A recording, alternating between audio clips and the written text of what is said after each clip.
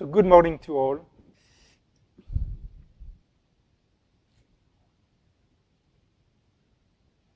Directory VTK, and there's several examples which I have created. And my window is too small, too big.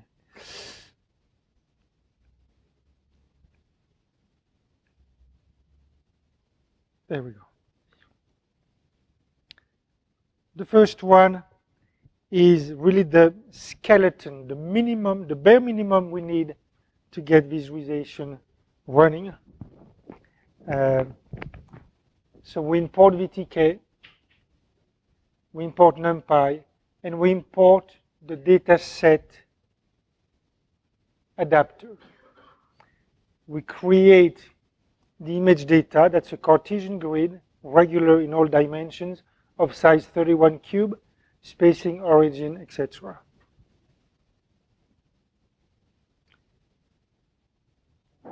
We then make some arbitrary data. In that case, this is the function square root of x squared plus y squared plus z squared.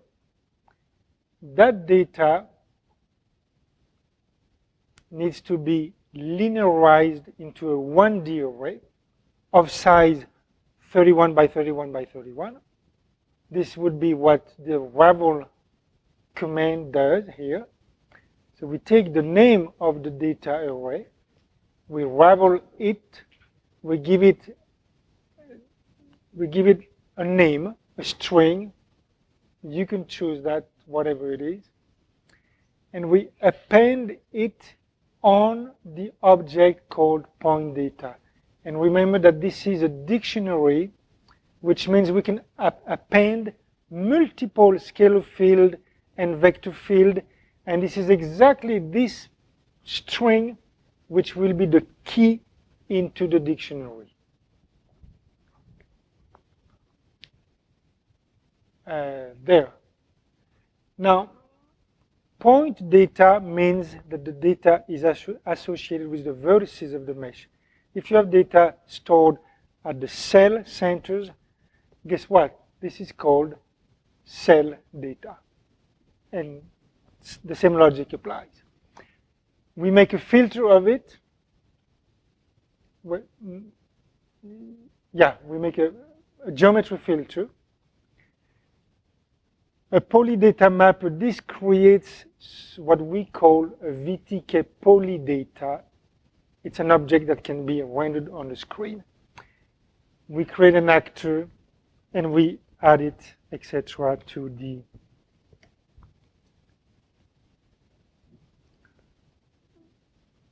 renderer. Renwin is the renderer, so renwin render is the command that triggers the execution of the pipeline. And this is just a commodity, the render window interactor. It's a commodity to help us look at the data like this in an interactive fashion. Actually, what I'm showing on the screen is not exactly that particular script. It's version 2 of the script. But let me go through a few more details. Let's look at version 1 of the script. I've added a few more things to the skeleton. So this is the same thing here. I've added a lookup table. I said the table should vary from, I believe this is purple to red. And I tell the mapper to use the table, the lookup table, to color with the variable called scalars. Scalar visibility is on, and the rest is exactly the same. So what this does is it puts a color into the mesh. How do you find this out? Well, you don't, not this afternoon. There are many, I kid you not, hundreds of examples on the VTK website. There's a special rubric called Examples Python. You go there and you fish for what you need. You can extract those few lines of Python code that fit your purpose. Those examples are very well made because you can basically cut and paste directly from your web page into your VTKpython interpreter. There, let's look at the final version. Yes?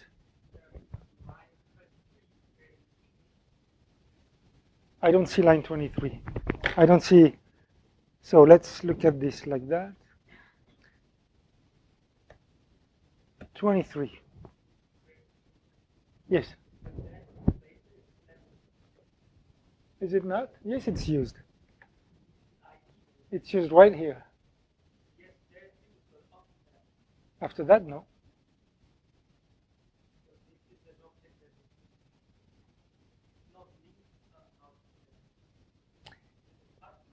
It is. The object is created. This is a VTK object ID. That's the object in the pipeline. This is a link, if you want, to the VTK object. And on that link, I'm able to attach the numpy array. And that's really all we need to do. Afterwards, we don't need to use that name anymore.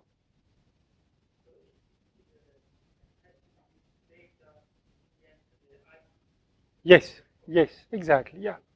If you want, those pictures of the pipeline I've made this morning, sources, filters, mappers, etc. All of those, they are strictly VTK objects. But the purpose of our presentation here is to tie together NumPy and VTK. So we need to attach NumPy objects to VTK objects. And it's a little bit of syntax, it's a little bit of nuisance, but it has to be done like this. In other words, for any object in the pipeline, at any level in the pipeline, we can wrap it and get the equivalent NumPy object. Okay, we used a geometry filter. What does the geometry filter? It takes the volume, the box, it makes an image of a box. The final version of the script is to, instead of looking at the box, is to look inside the volume and look at an isosurface at a particular threshold. Now, how do I find out which threshold to use? Data is a NumPy array. So I can just type data.min, and I'll get my minimum, and I type data.max, and I'll get my maximum. However, I also know that this box is between -1 and +1, so the square root of this has a maximum value of square root of 3. So the maximum value is actually 1.70 something, okay, if we are picky about this. So let's look at the final example. The final example is this.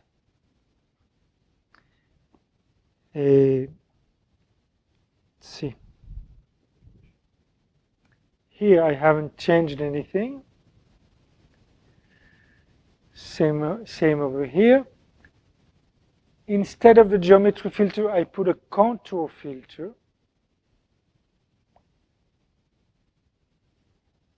And I set the first threshold, which has an index of 0, to 1.0.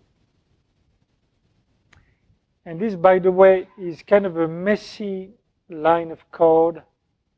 Just copy it. Every time you need an ISO contour and you need to say, I want to select the scalar variable to ISO contour, you just have to copy this.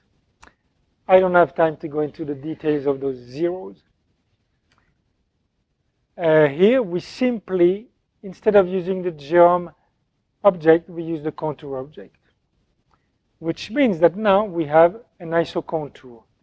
And we can add multiple values of that threshold by setting the 0, first, second, third, fourth, etc. value. Let me go back to my Python shell. Here's exactly what I've done. I've added another contour of value 1.2. And if I quit my interactor here, remember, data is my scalar field. And by the way, it goes over the screen, but I have a hint here. I have 3 brackets, which really means it's a 3-dimensional array, which then is unwrapped in 1D. Data.min 0, data.max square root of 3. Okay, so this, remember, data is a numpy array. So everything you know to do with numpy, you can do it. If you were building a more elaborate example, not only with the render window, but with a little bit of a graphical user interface, a couple of buttons, maybe a slider to move the isosurface threshold, there, immediately with those 2 values, you could set the minimum and maximum of your slider. And then you would have, in about 20 more lines of code, an application demonstration with a graphical user interface widget, a slider, and an isosurface that you can animate. Okay, that's all I have for this example. However, most of the time when we do visualization, we like to save the window, save the image to a file, right? Otherwise, you can't just tell people, look, this is what I have on my screen. So I'm not sure I have an example, but let's see right away. Right. There we go. Actually, this one is different. I will report you to the example on the wiki. It's 4 or 5 lines of Python you add at the end of your pipeline.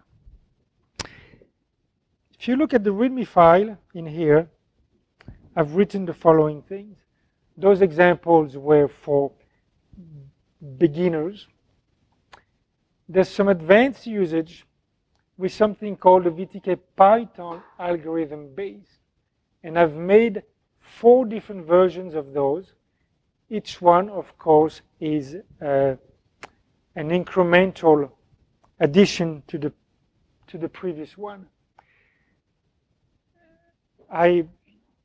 It gets a little bit more complex. You have to know Python a little bit better and know your VTK, so I decided to not go into the details of those. Those are here available for you to test if you are curious. The advantage of VTKpython algorithm base, it has a lot more power that you can harness. So it's fun. Let me try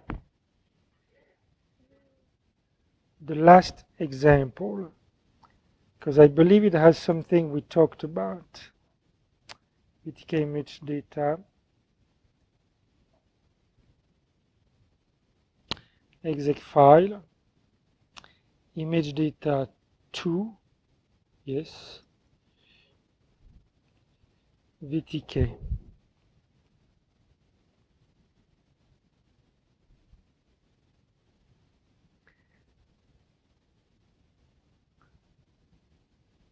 Okay. Here's my grid in 3D. That's my box. 31 cube. That's my square root of x squared plus y squared function in there. More or less, you can recognize now those iso contour. You know, they had this particular shape intersecting the cube. fine.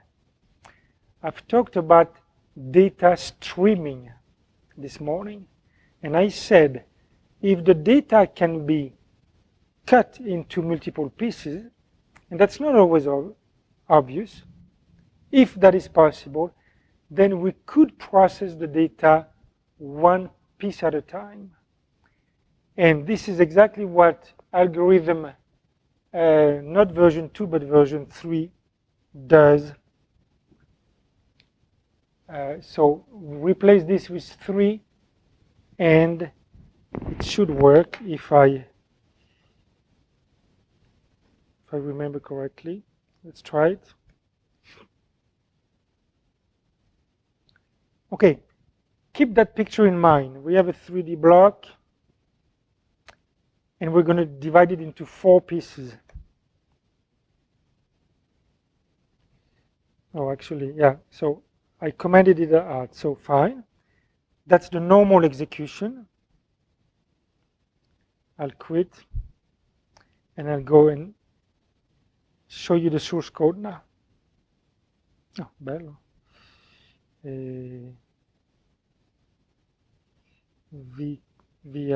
VTK image data 3. Now you understand why I didn't want to show you all this.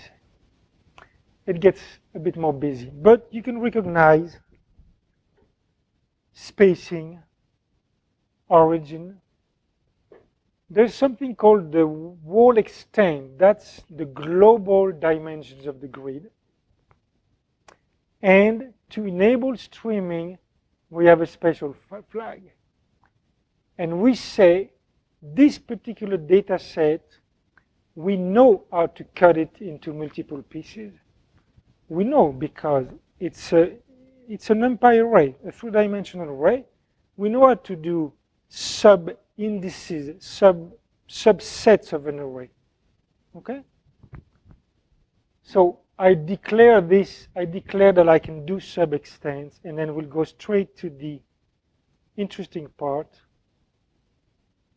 which is at the bottom. So there's my source, there's my geometry filter.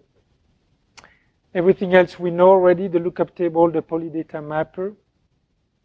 This is exactly the same, and the last 3 lines is the magic. So I'm demonstrating it to you, and then you will be able to play it if you have time this afternoon. So there, that's all we need. What are we saying?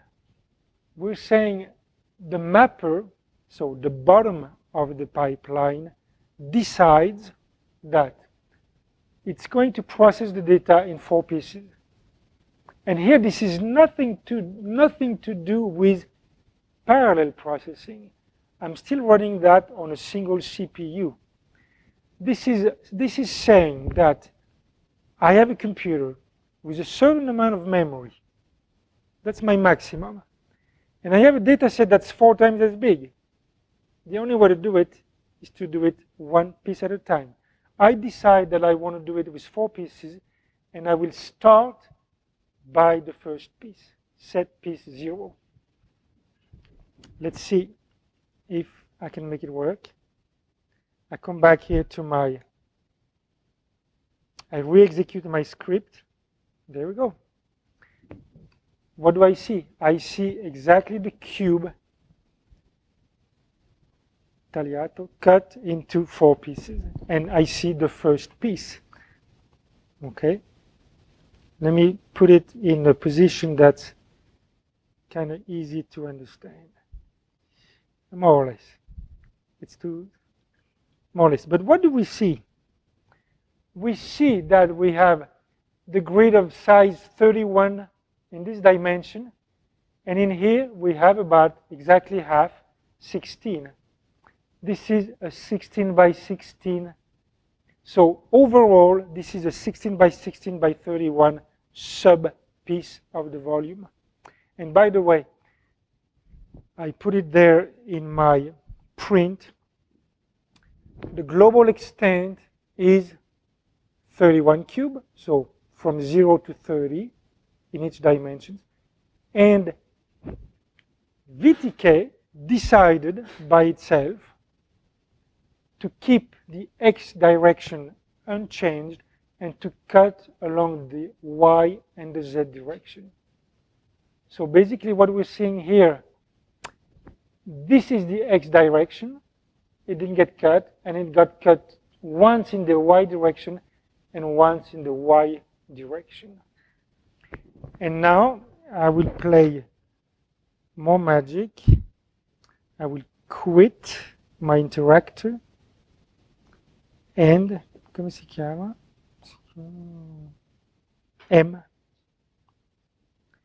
M dot get piece. We know the answer, this is 0. And I will now do set piece 0, set piece 1. Okay, nothing happens. This is right. And I now ask for a new image. And I get what I expected. Let me do it like this.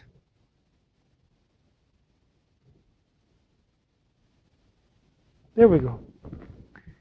Remember, the first piece was sitting right here. This is the first piece of index 0. This is the second piece of index 1.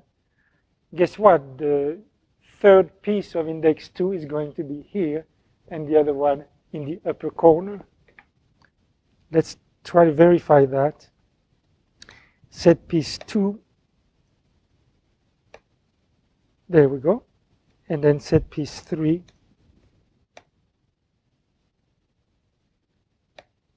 There. You get it? All right. That's the way to develop a fully parallel application. I debug this on a serial computer. I make sure my pieces are of the right size, at the right place, etc. And then once I'm done, I say, hey, I have 4 pieces. I take 4 computers, and they each do their own piece, and I go 4 times as fast, more or less. Okay? There, we've done the preliminary thing required to run in parallel. Other questions on this?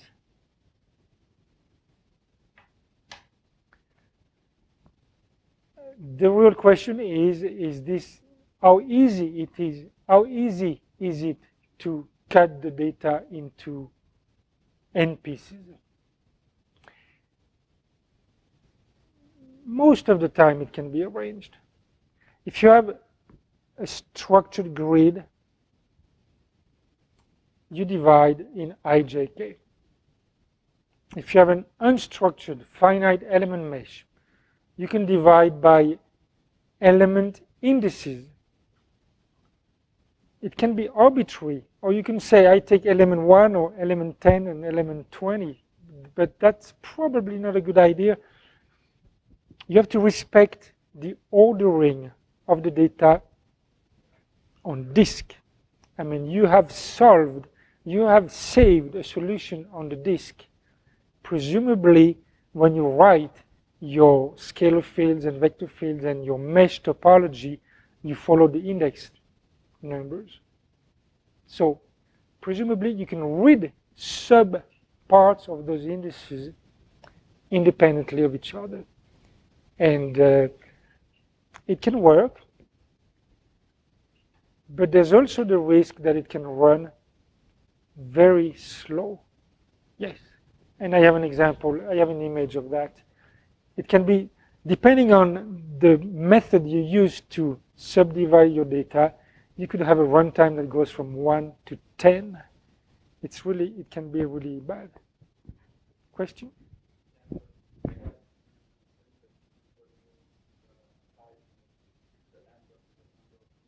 Yes?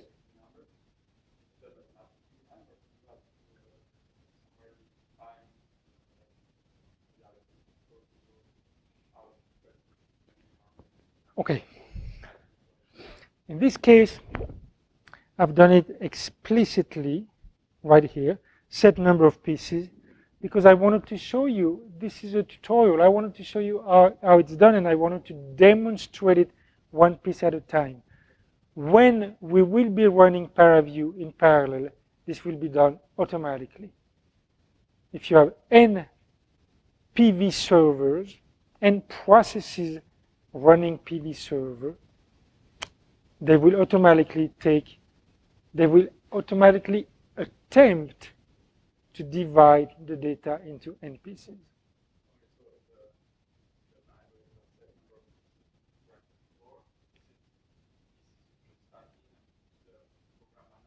Yes, yes.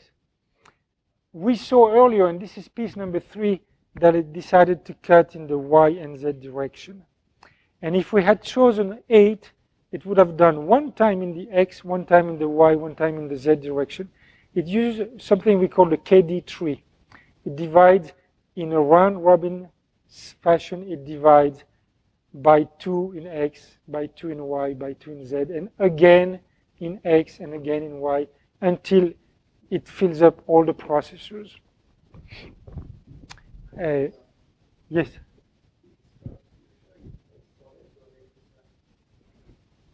That's a very good question. There are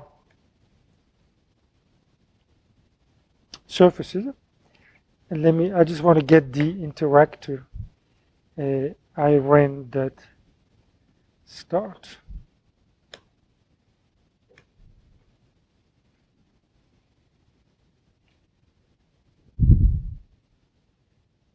There we go. Okay.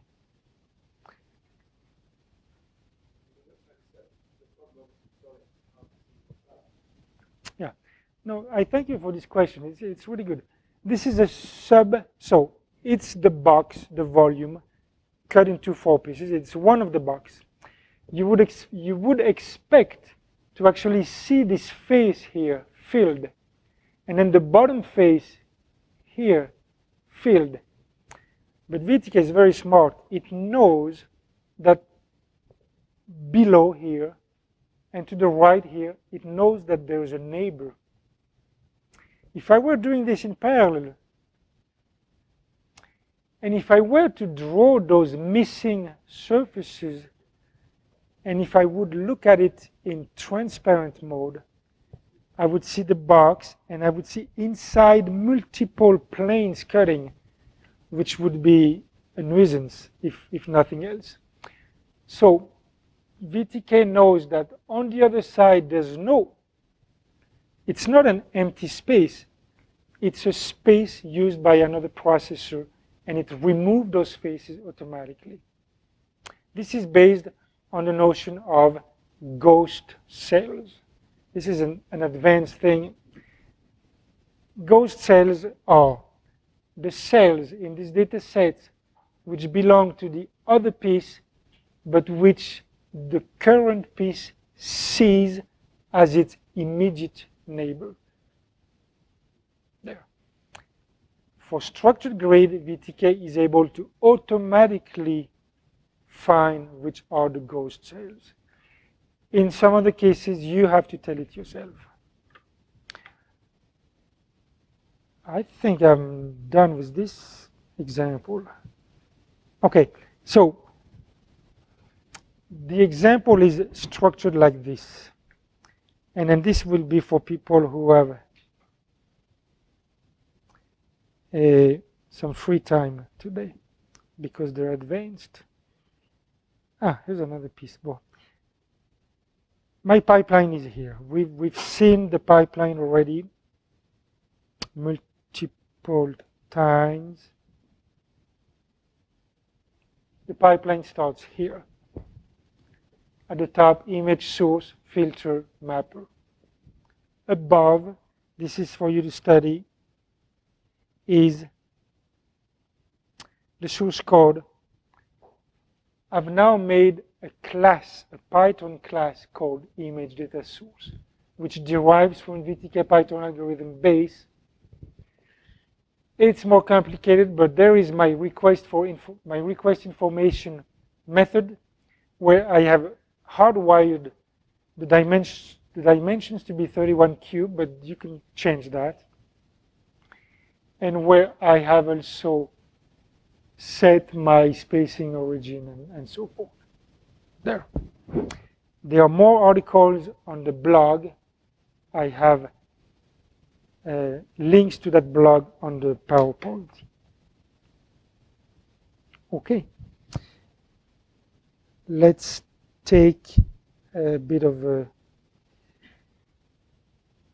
break now, for you at least. Ah, there is a, oh, okay, we're coming to this. Where are we?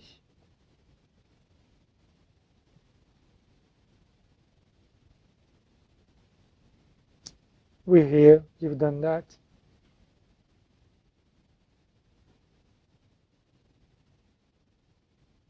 I want to talk about some, because we've talked about data subdivision, I want to talk about data formatting. From the point of view of the application, I'd like the method to be as close as possible to what it is in the solver. So if the solver has a 5-dimensional array, I'd like to save this as a 5D array, and so forth. It's just a quick remark. From the point of view of the data, I'd like to be able to see the data, not quite like ASCII, but at least be able to detect the dimensions of the data.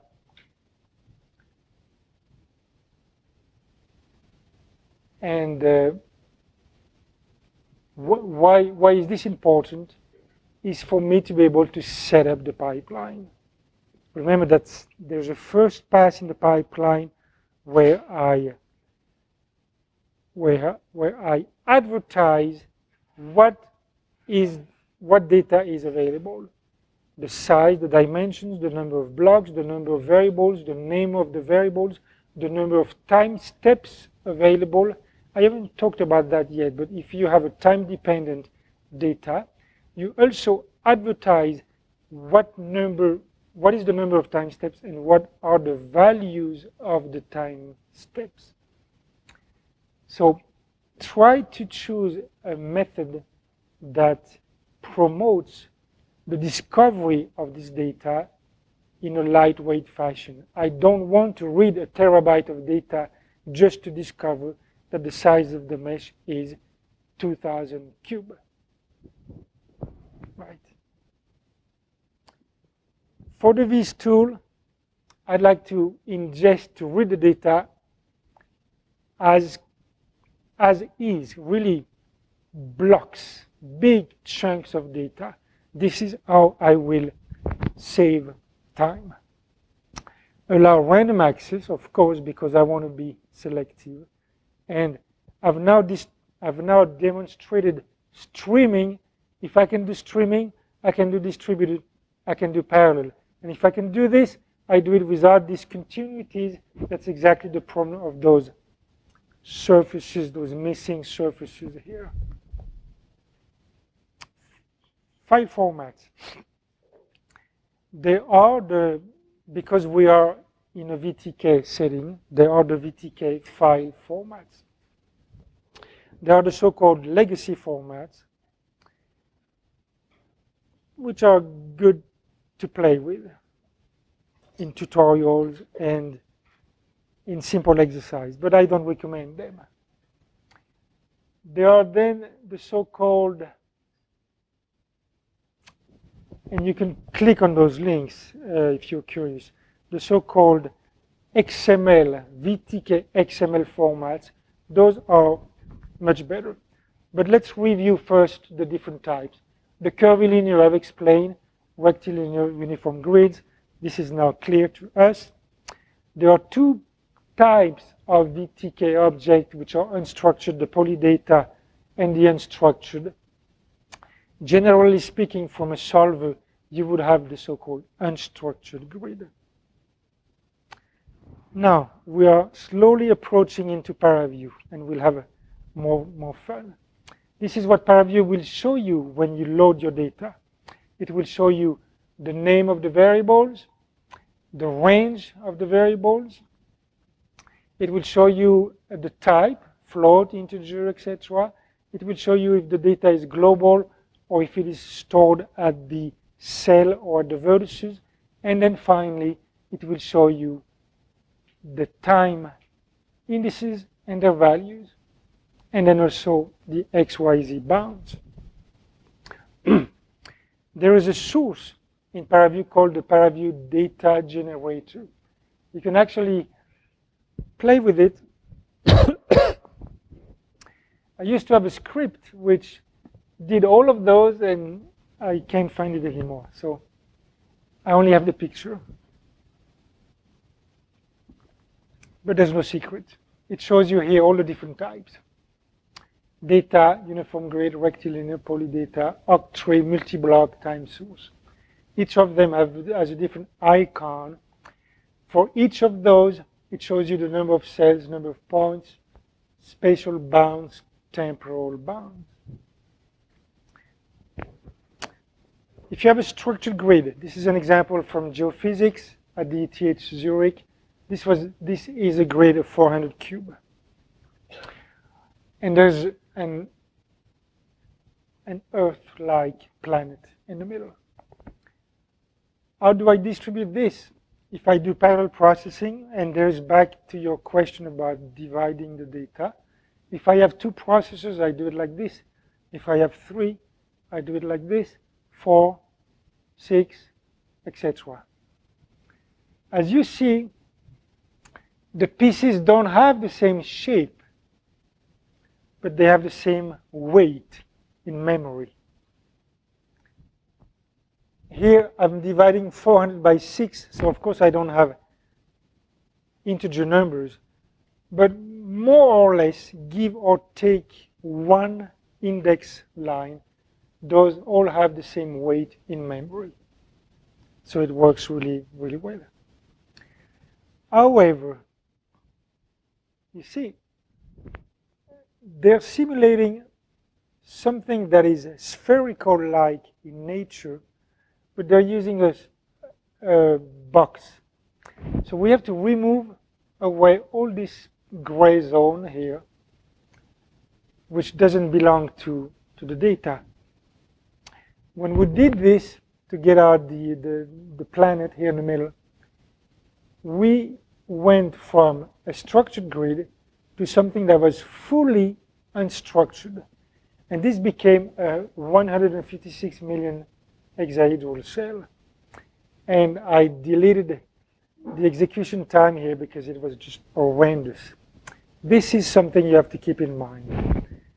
When you have a pipeline, there will be a point when your data, initially it's structured, it's lightweight, and it will become unstructured.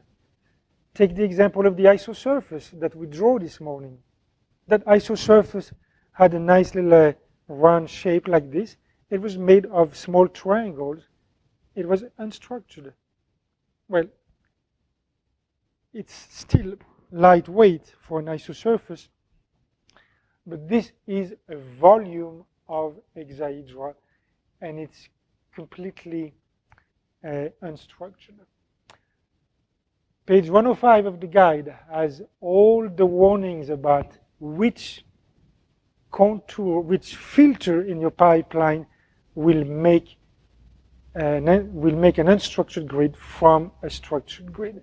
So keep that in mind. There are often people who say, oh, my pipeline, it all works well until I clicked on that button and then it exploded. That's really, the memory explosion can make your program crash. So be careful with that. Here's an example of my pet example from Bones. This is an unstructured grid, which, because of access to the data file, was much faster to read by slices in this direction, but for the processing was much faster to divide using this KD tree. So you can see here that you can imagine that there's a lot of data motion between processors when I want to do this part of reading. Another thing which is very well implemented in ParaView, there are the so-called multi-blocks. They're composite dataset. As you can see here from the object inspector, you can have a hierarchy of multi-blocks containing objects of a different type. So all those different blocks here, which are curvilinear grids, we could actually have one of them is an unstructured grid, the other one is a curvilinear grid, etc., etc. AMR, this is adaptive mesh refinement. Here I'm showing 4 different levels of an AMR data set. As you can see, I can get to the different resolution of the rendering. So this is fully supported natively in VTK and thus in ParaView. Often the question comes, people doing planets and other things which are spherical, is there a native support for spherical or cylindrical grid in VTK? The answer is no. There's no. However, you can fake it. You can make it look. See here, with the same planet, I've done my longitude and latitude and constant ratio surfaces through my simulation grid. So you can always arrange for that to be to reflect the nature of your data. Time series. There's a link here on the wiki for you to read. ParaView recognizes file series named using this particular pattern, where n is an integer. Always, it's just a good habit, always use leading zeros in your file names. It makes my life so much easier when I have to help you. Okay? If you have that, here's an example. You start ParaView with the option -- data equals the file name, and then you give it $VTK, and this will find the file series of all the files called F with an integer list. Trivial. The legacy format, I mentioned what it is. Then there are the XML-based formats, and they're very good because they enable streaming, they enable parallel I/O, and all those things. Binary encoding, random access, big engine, order, compression, etc., etc. So please use that. That's a very good candidate. There's a conversion utility in the source code directory, VTK utilities, vtk2xml.py. Run this, it will transform a legacy file into an XML-based file. And you run it like this, VTKpython, your Python script, your legacy file, and you give it it will produce an XML-based file, which will look exactly like this. Take the case of an unstructured grid. There.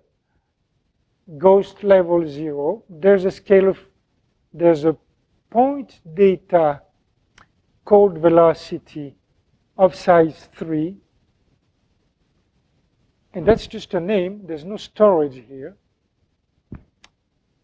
There's another point, and those are the coordinates, yeah.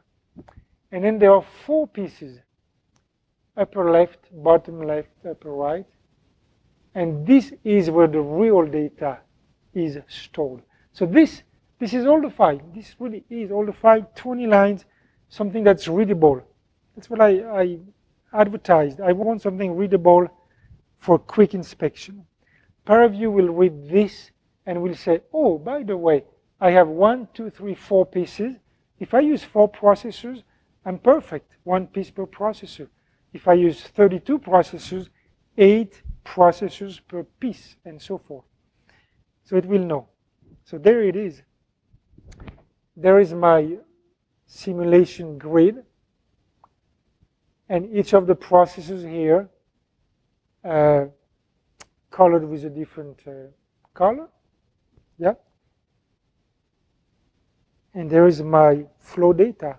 It's transparent. The fact that the storage is distributed, I'm now talking about distributed files, is transparent to the application. Whether I read the data on a single ParaView process or on a parallel process. So the storage itself is completely independent of the way you're going to read it and transform it. So here I'm showing streamlines of this flow past the obstacles. And by the way, each piece uses its own internal node numbering. No need for global renumbering. Each piece is 100% compliant, which means it can be read alone. That also is very useful when you do large data. If you want to just debug things, you can read just one sub-piece to control that things are working okay. Yes?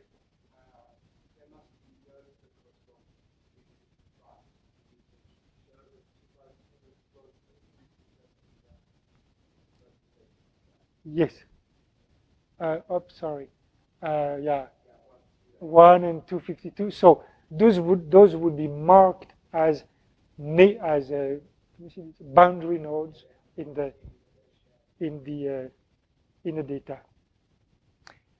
If we take now a structured grid, here's an example with ghost cells.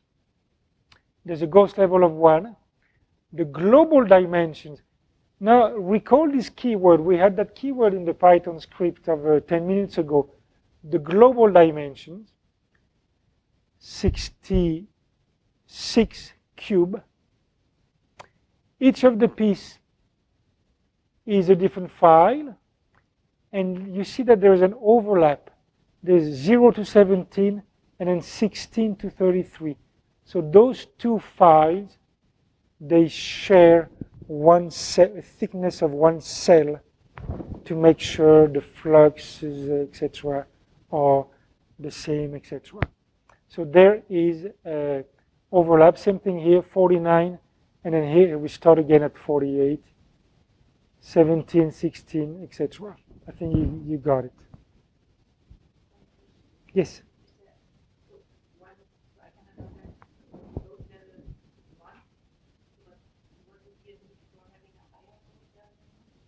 There are algorithms like Laplacian, which need two levels of. Now, this particular slide I copied from a previous presentation I had. Just a couple of weeks ago, there was a big change made with how ghost cells are treated in VTK in general.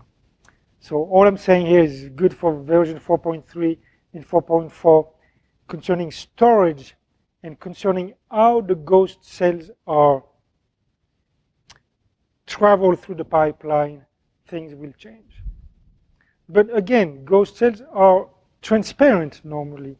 So you don't, unless you're a developer, you don't see the difference. How do you write a partitioned file? Here's the example. Use XML. So use VTK XML P for partition. Replace the star with the name, the type of the grid that you are writing. In this case, I'm writing an image data. So I said I want to write my data in 4 pieces. I create my writer. And we've seen all this already this morning. We set the connection to the ID output. We set a file name, number of piece, start piece, end piece. Write the summary file.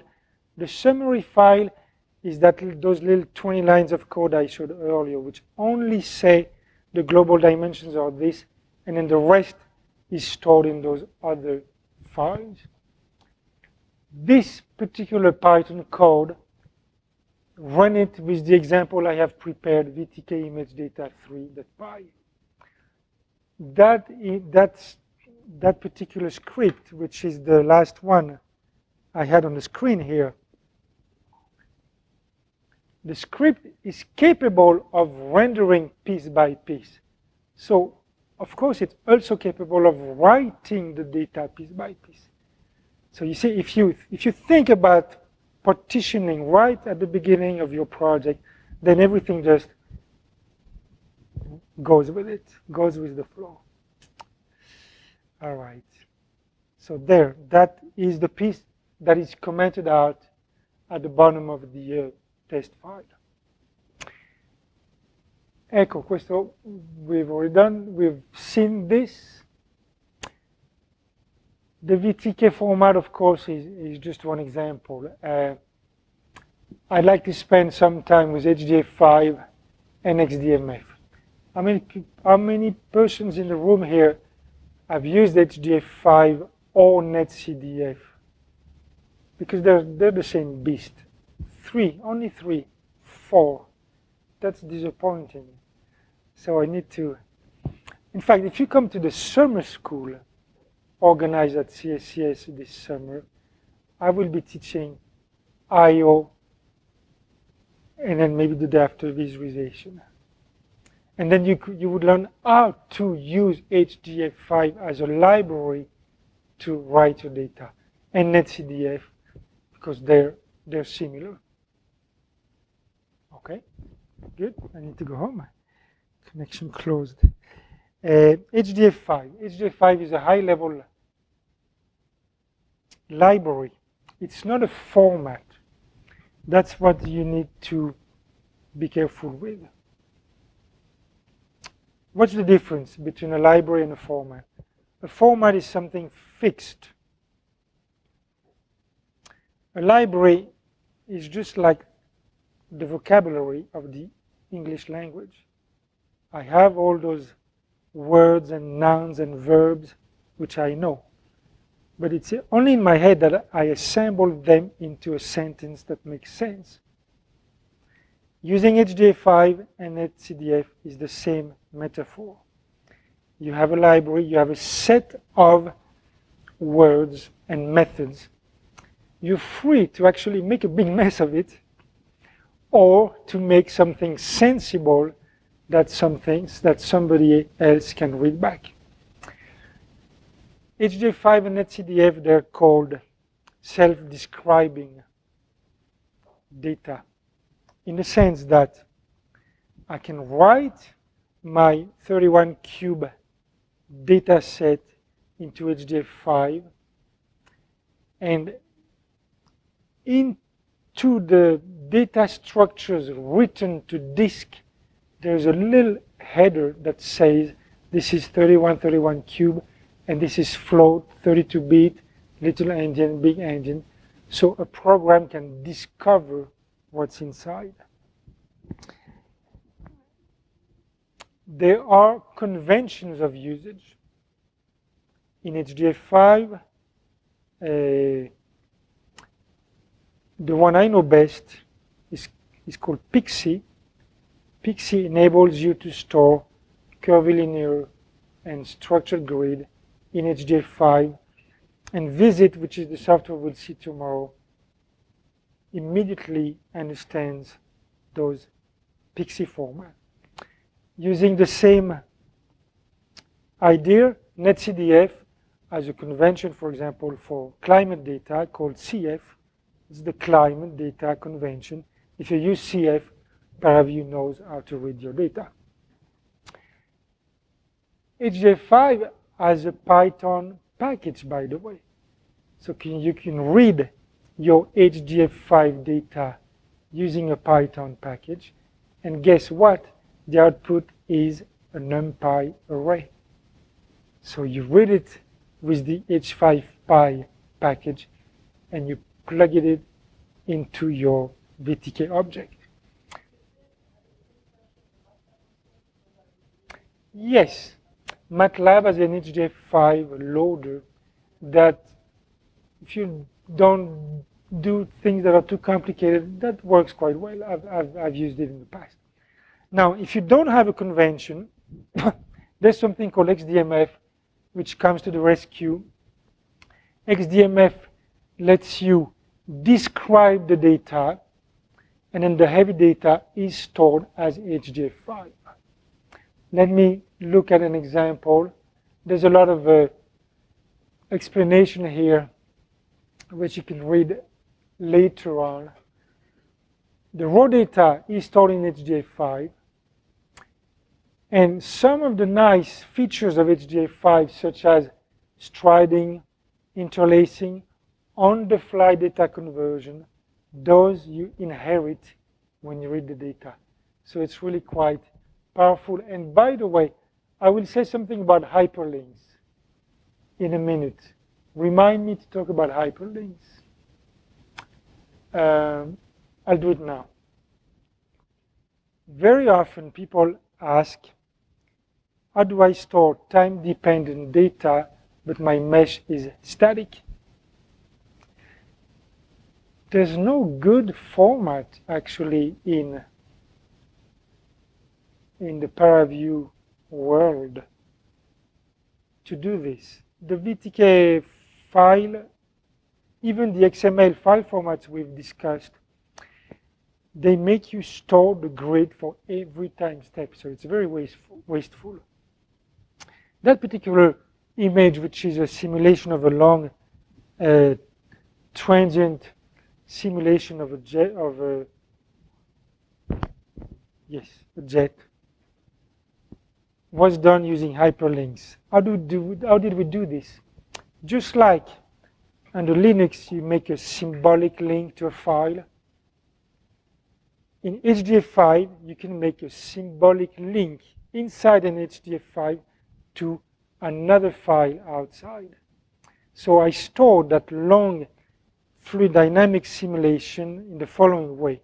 I stored one grid into an HDF, the grid topology into an HDF5 file, and all the time solutions were stored with the scalar fields and vector fields and a hyperlink to the topology file.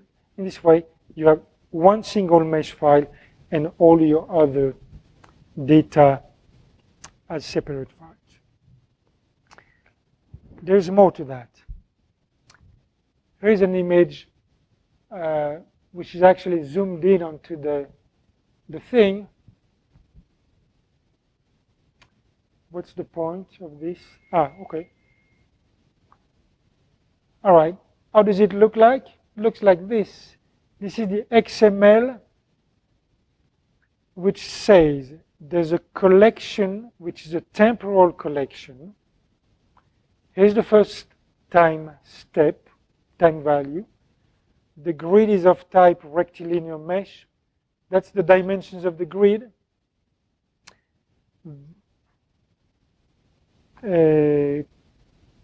Yes, here are the X, Y, and Z coordinates. Each of them refers to a file name and then a file path inside the name. And that's the data. So the real heavy data, this would be the Z coordinate of rank 1 floating point of size 595 would be stored at that particular address. And the data itself, the scalar field, this is lambda 2. For people doing fluid dynamics, precision 4, it's a float, 4 byte, dimension this. It's there stored at a different address into the file. When I read it in parallel, this is what I get.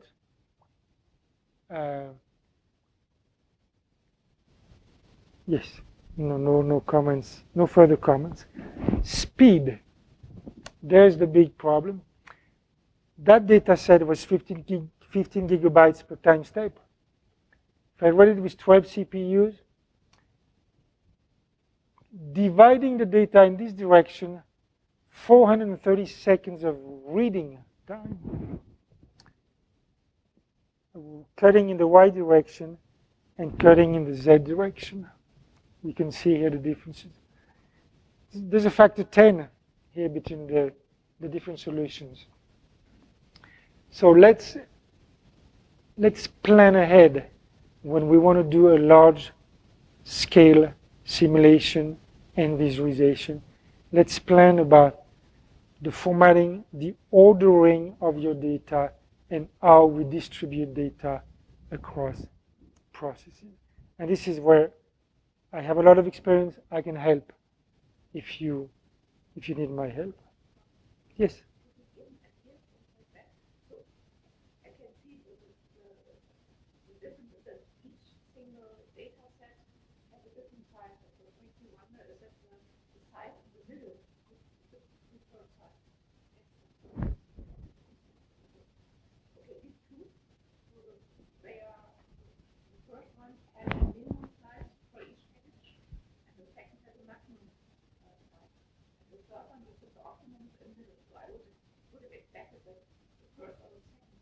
Yeah, actually, actually they all have the same size in bytes, but the problem is, in one case you open the file and you read all this piece at once. In the other case, you read a little piece here, a little piece here, and a little piece here. So the I/O becomes fragmented, and it kills your I/O. So it's the internal structure of the data file that really kills your I/O. So you got to be careful with that. Furthermore, we're interested about this. We're looking at the turbulence there. And here's, by the way, this white line. This is one grid cell. And the question I often ask is, to make this picture here, how much data did we have to read, isosurface, and then we actually never look at it because it's outside here of the screen? The answer is this. See, the previous image, this image, is actually just this little piece here. This is why it's important to be able to subset into a data set. It turns out that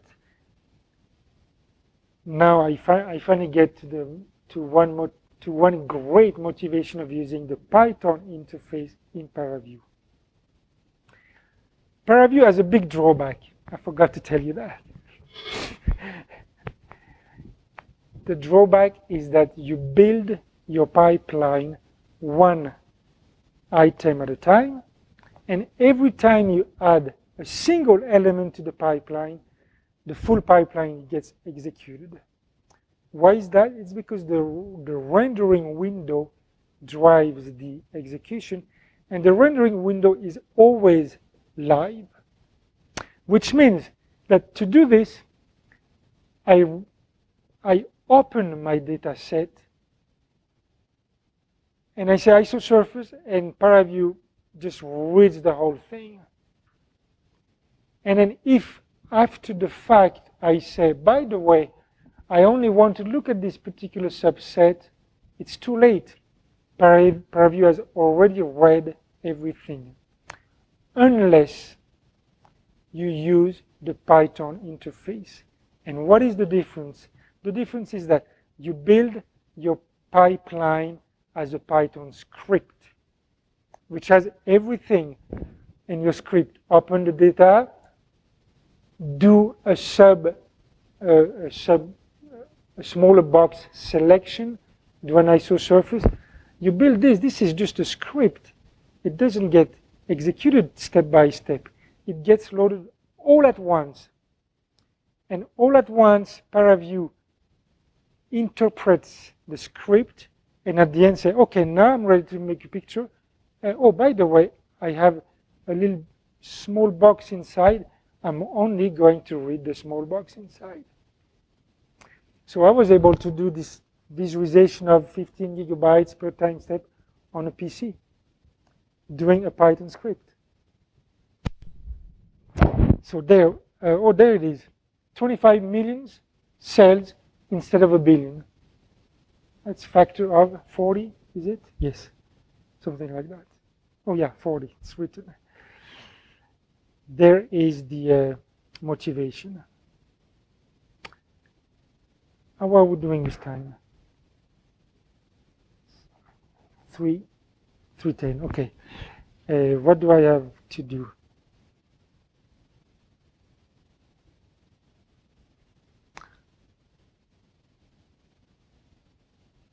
Okay, we will soon go back to Python, which is now, but do we need to make a coffee break?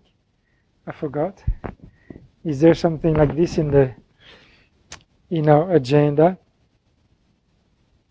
Does somebody have an agenda? Is 3:45 is the coffee break. It's perfect. I have half an hour. So I will now demonstrate a quick tour of ParaView. I think that I have not forgotten to tell you to install ParaView on your laptop. So you should have it. You should have it. Run ParaView. First thing, always, I have done it a million times, do a source, a wavelet, that's the last source, click apply, and you get a box and you say yes. Graphics works. I have a new laptop that is being prepared. This is how we tested yesterday evening. Get a box. And if that works, there's hope that everything else will work. Here I'm not connected to the supercomputer. I'm running locally. By default, I have multiple ways of representing the data. Here's the outline. Here's the surface. Okay. As soon as you put a surface, you can color it with the scalar field. But you see, here I have read the whole volume of data already. So if I now decide to do an isosurface, like this, a contour, and let me put this back as an outline, there's my isosurface inside the box. I have read everything in memory. That is fine. That is fine. Some of you I know some of you, and I know some of you have used ParaView already, but there are some of you here in the room who have never used ParaView, right? How many? Good, okay, good, more than half. So, let's start with the beginning. File, open. If I say open file, let me bring that up. I have here a whole list, you see, of file names which are supported. So there, we can just scroll through the list. If you find a file format which you know, then please use it, because a lot of effort goes into creating those. So here, for example, for the climate people, FVCOM is one particular incantation of an HDF storage. As you can see, it reads the file with extensions NC or CDF or NCD, etc., and so forth. So there's really quite a long list. There's LSDyna, okay. There's LAMPS, etc. This OpenFOAM, okay. There's a new version of it which I expect now works really well. So particularly with you, for example, we could do some testing of that. Yeah. Please repeat your question.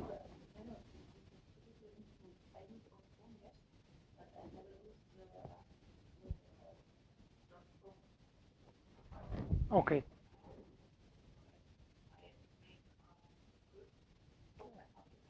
Okay, okay. Yeah.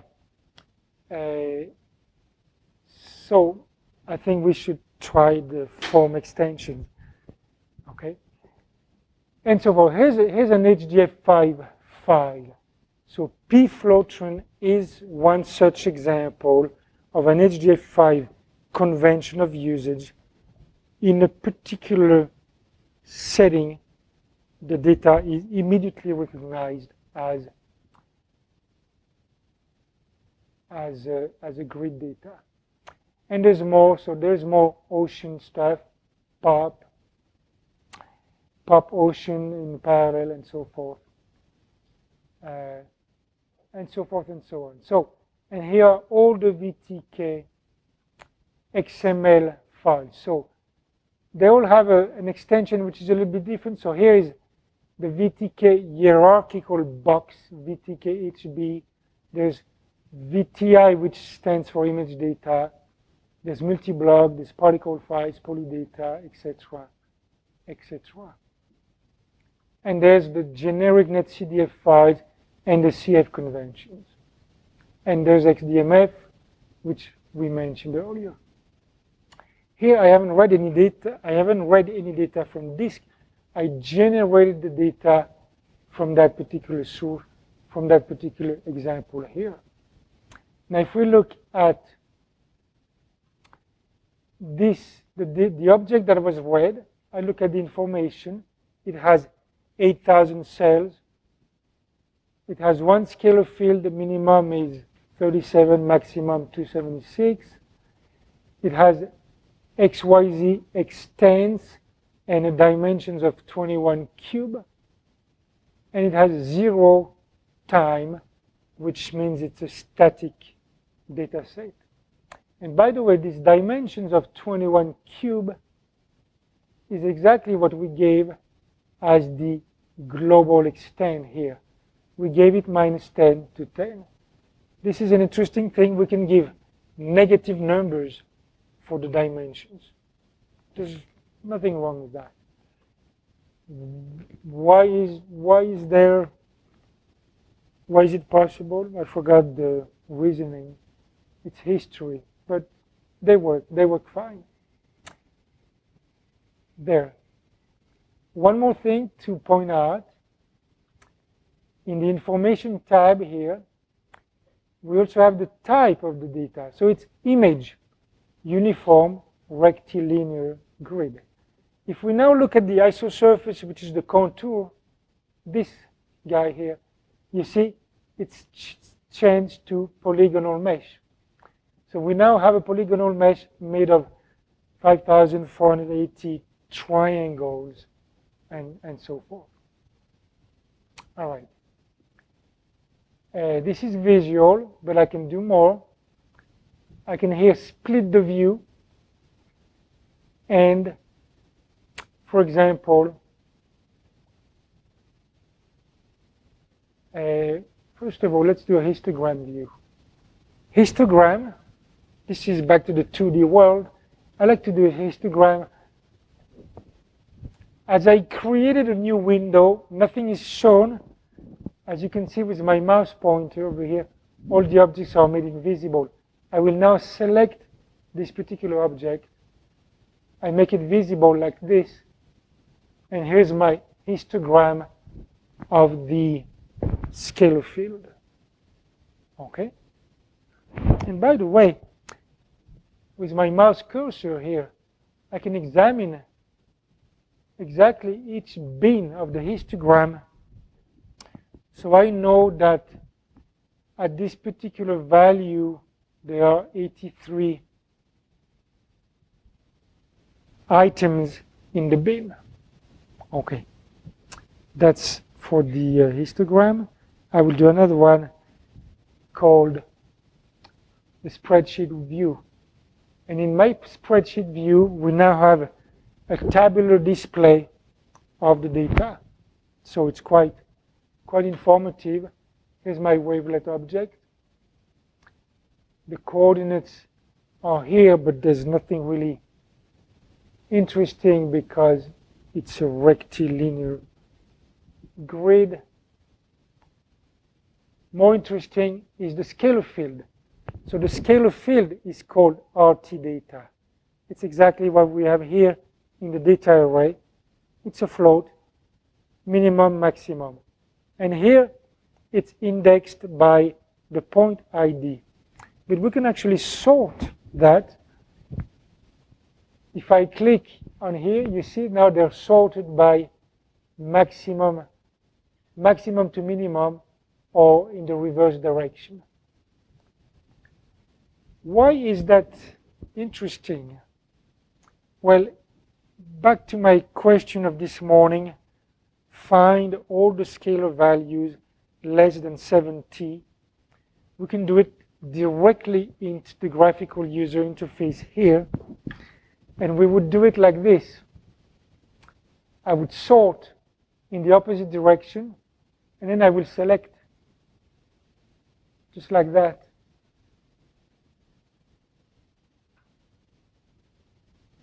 All right, you get it.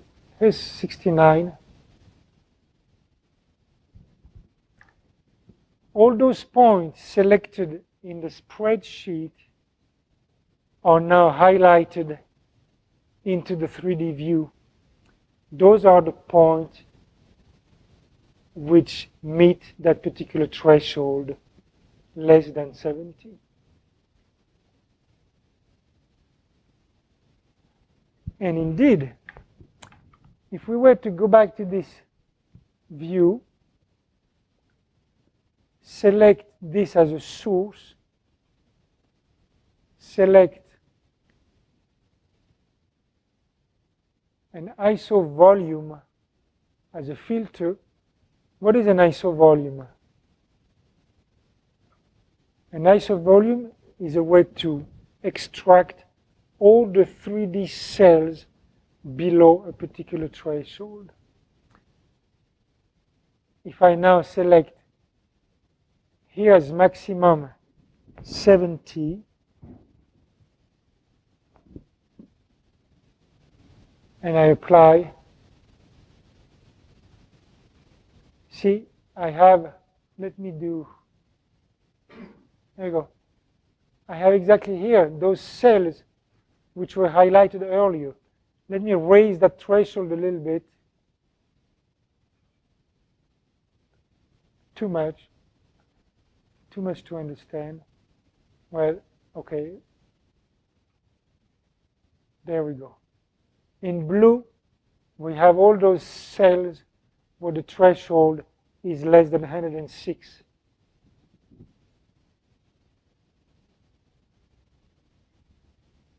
I have one more way to do this.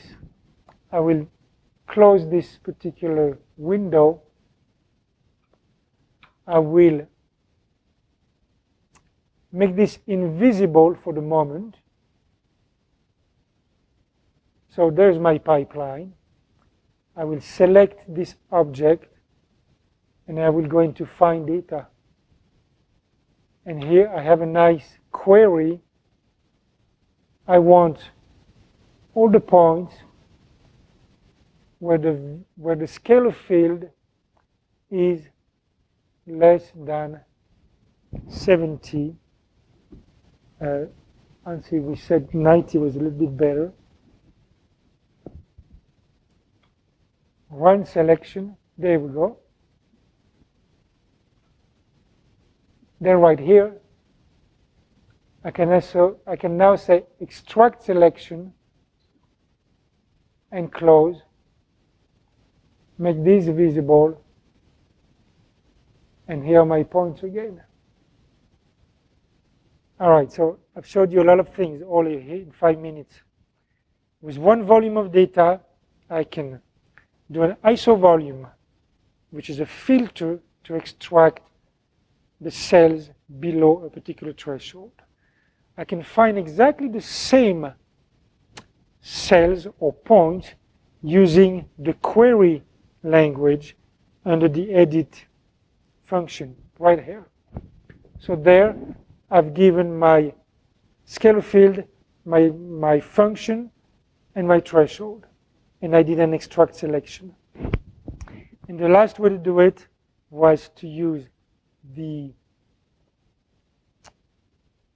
spreadsheet view,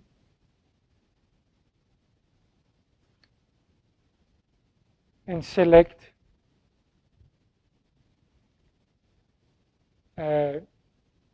those objects. Now, there's something very clever, and I just got very lucky. The two views are linked. In other words, those are the cells which respect exactly the threshold less than 90, and so are those highlighted in blue. 60, 85, 72, this one is skipped, and 84. If I had wanted to do this, to go through the list by hand, it would have been impossible. Here, I did it automatically via the menu. And the views are always linked to each other. So it's really very, very comfortable. And by the way, in plain English language, I have here the name of my query, type query, less than 90, and there. And now I can do something else with that data if I want to.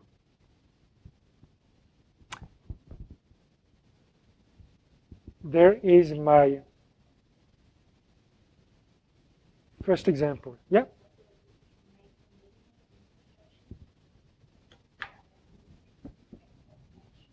Okay. In the spreadsheet, you simply click and drag to make things visible. Yeah.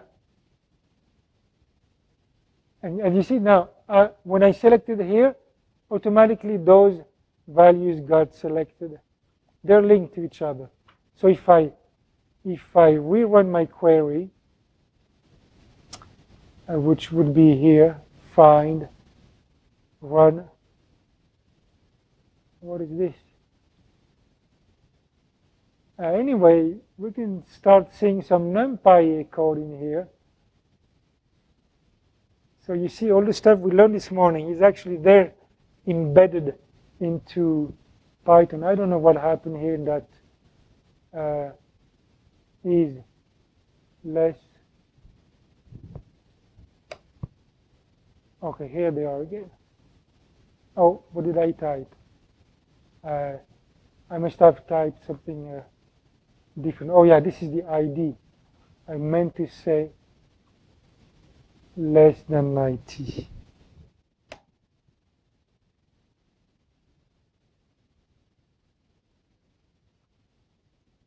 Okay.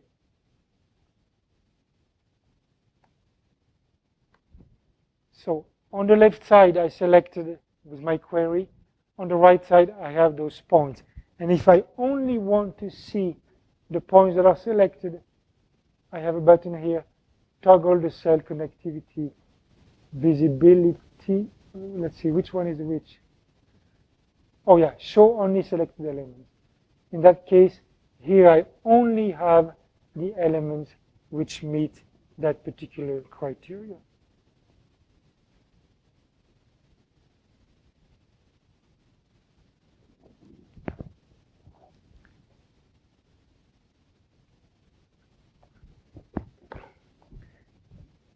Now, doing point and click is nice for me to demonstrate things. But in a real engineering situation, you'd like this to be a script, something that gets processed automatically for your different simulation. So we need all the things we've done here, we need a Python script for it. But we're not going to go through the hassle of this morning writing every single line of Python code. We want ParaView to write the Python code for us. Let's see if I can do it. I'll quit this. File. Save state. Python.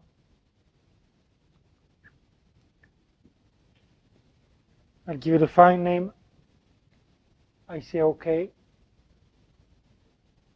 And, oh yeah, I don't have write permission there, so save state, documents,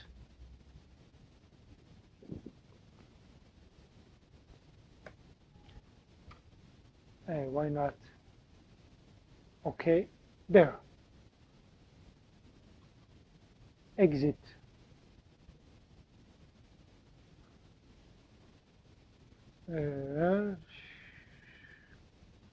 No, question no. Okay. Here's my file. There it is. There's the Python script. From ParaView, simple, import everything. Create a view, view size, camera position, so it saves exactly where in space you have your object. I don't have to look at the details. Create a wavelet, create a contour, and by the way, the input to the contour is the wavelet. So there's my pipeline. I contour by the variable called artist data, and I choose one particular threshold.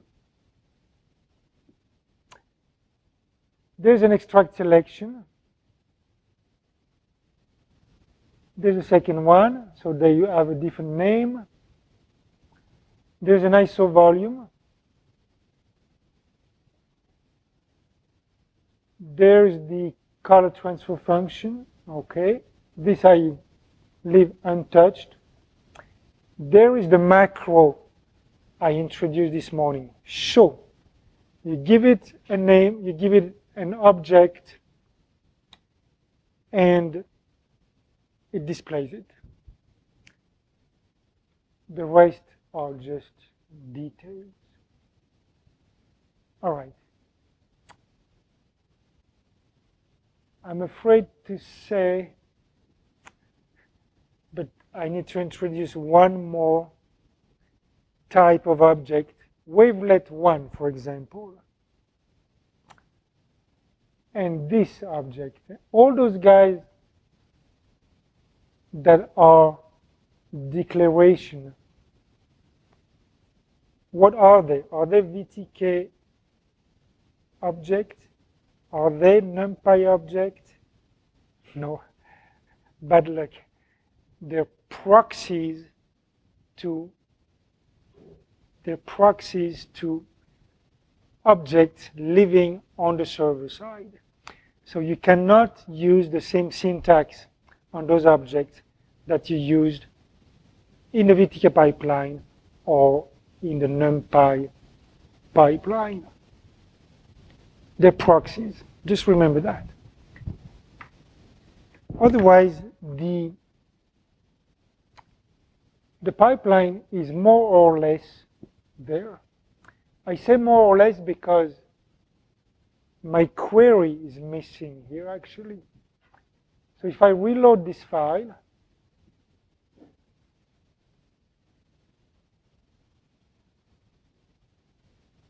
how do I reload it? I do load state.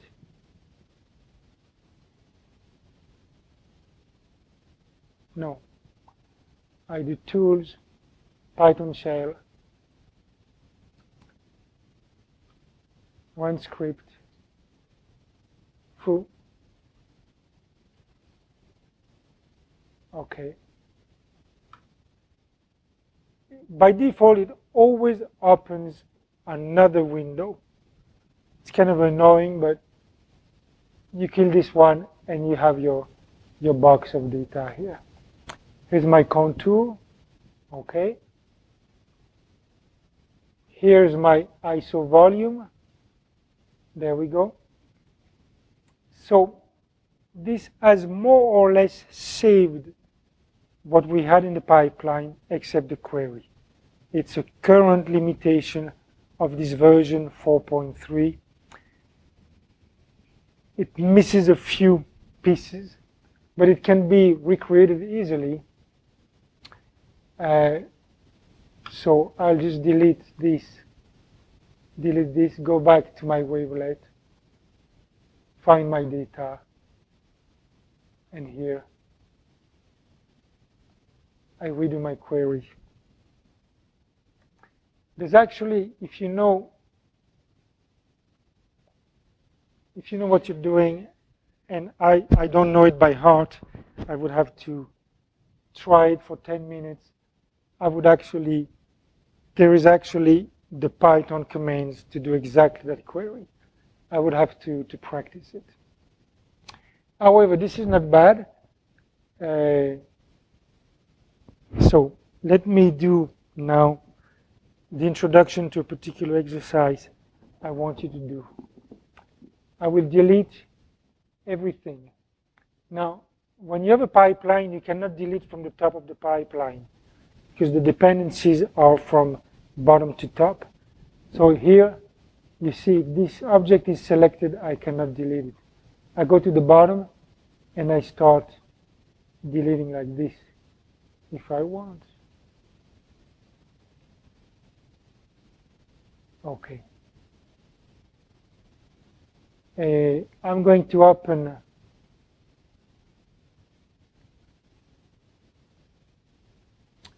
a file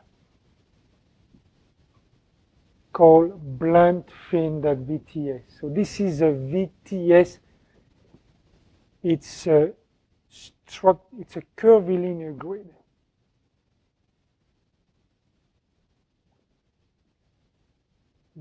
There's my pipeline actually, and it hasn't read the data yet.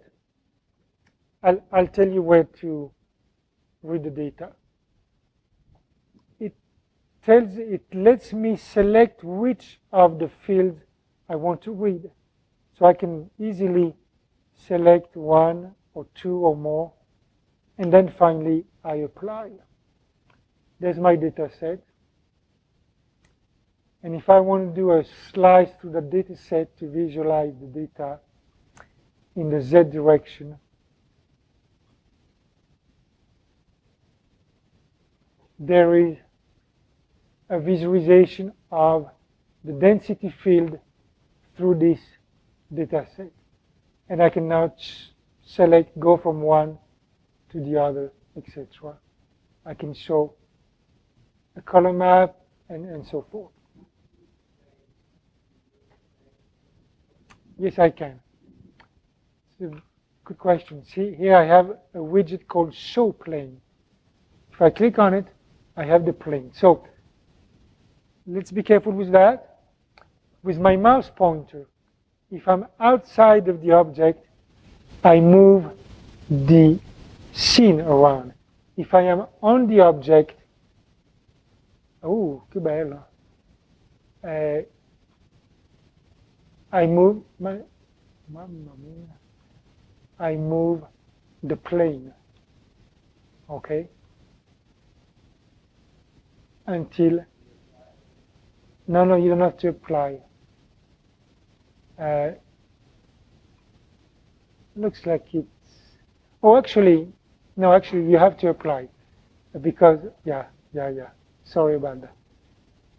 Yeah, so you can move it in any direction you want, okay, and then you can reset it here to the particular normals in that case. Yeah. All right. So those widgets are very, very, very small actually. They're able to disambiguate between the interaction widget and the object itself. And the interaction widget always has priority. This is why there's the button here, Show Plane. You can turn it off such that you don't mistakenly move the plane. All right. So this is assuming we have data. We have data in a file, and we've just read that file, and we can do multiple things with it. Let's take a quick tour of what you can do.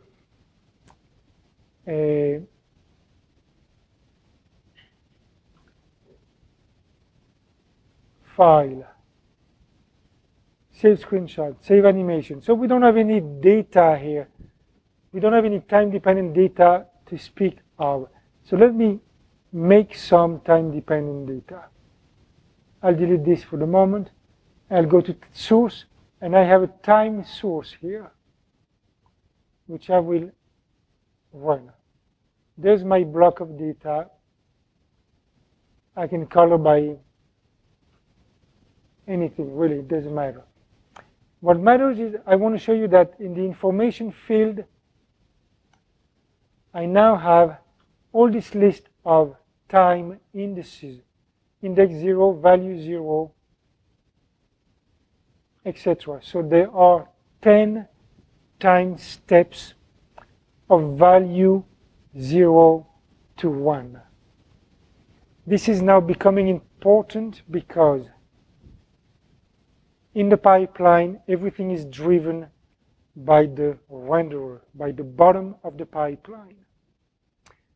I have different ways to move this data to a different time step. Here's one. I have an interface here, time, and I can simply say play,